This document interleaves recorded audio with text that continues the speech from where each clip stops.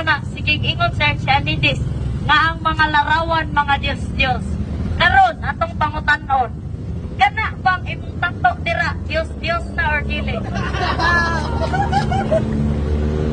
Dili, Diyos kay wala man ni rosaryo eh. Wala man ni pistahe. Art ra man ni igsoon, dili din sa Diyos. Oh. Pero ingon lang na ang mga imahe ni Kristo, mga Diyos-Diyos. Buot pasabot ang kanang imong tato, Diyos-Diyos na. Ug nagsimba mo ka sa mga Diyos-Diyos. Ay imo mag-ingon gani, batok man imo gani. Ang mga larawan o mga imahe, mga Diyos-Diyos. Larawan ni Kristo, larawan sa mga santos, larawan sa mga Birhen Maria. Kanang imo ha. Oh, unsa nga?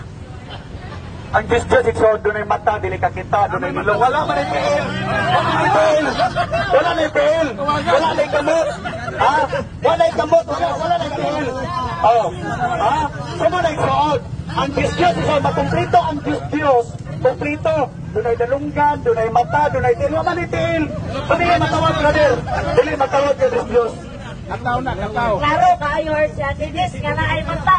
Kaya na siya, hindi na siya kay Manunotan nun. Huwag na ba na yung mata? Nakakita ba na?